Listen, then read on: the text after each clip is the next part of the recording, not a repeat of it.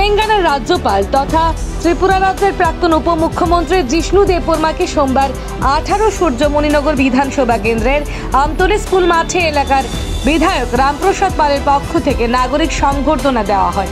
স্বাধীনতার পর দেশের কোনো রাজ্যের সাংবিধানিক প্রধান রাজ্যপাল পদে ত্রিপুরা থেকে জিষ্ণু দেববর্মাই প্রথম নিযুক্ত হয়েছেন।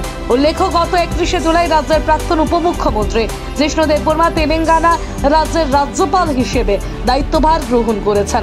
নাগরিক সংবর্ধনা অনুষ্ঠানে মুখ্যমন্ত্রী প্রফেসর ডক্টর মানিক সাহা তেলেঙ্গানার রাজ্যপাল জিষ্ণু দেববর্মার হাতে শুভেচ্ছা স্মারক ও মানপত্র তুলে দিয়ে সংবর্ধনা জ্ঞাপন করেন।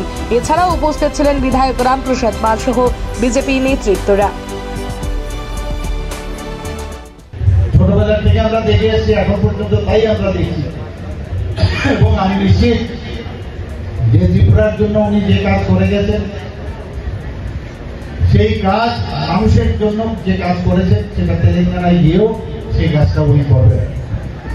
আমি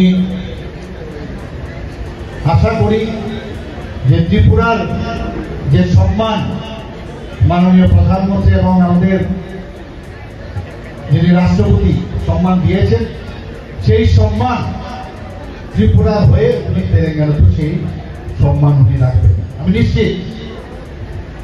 এবং আমি আর বেশি কথা বলবো না, এখানে বৃষ্টির জন্য সমস্যা হচ্ছিল, মা বোনেরা এখানে বসে আছে অনেকক্ষণ ধরে। একটু বাদে আমাদের তেলেঙ্গানার রাজ্যপাল শ্রী জিষ্ণু দেববর্মা মহোদয় আপনাদের সামনে ওনার মূল্যবান বক্তব্য এখানে বলবেন।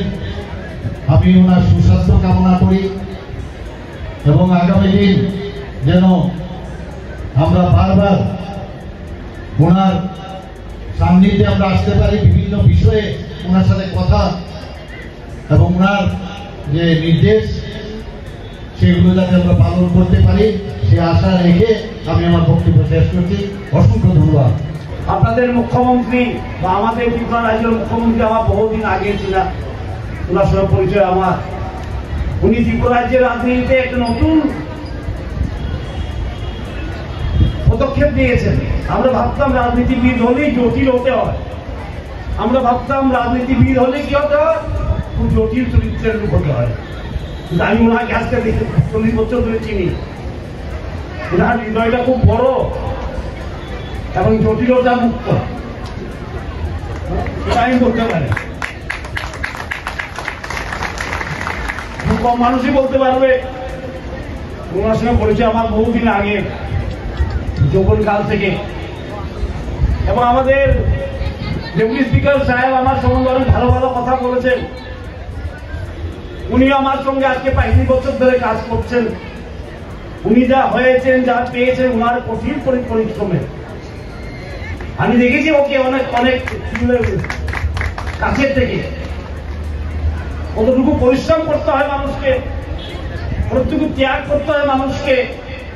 জনসেবা করাটা সবার ভাগ্যে লেখা থাকে না, আর যারা করে তারা তো তাদেরকে কষ্ট করতে হয়। এবং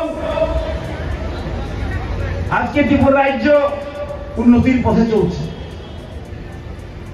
সেটা অস্বীকার করার কোন জায়গা নেই। আমি মন্ত্রী ছিলাম, মুখ্যমন্ত্রী সম্মানীয় মুখ্যমন্ত্রী বলেছেন।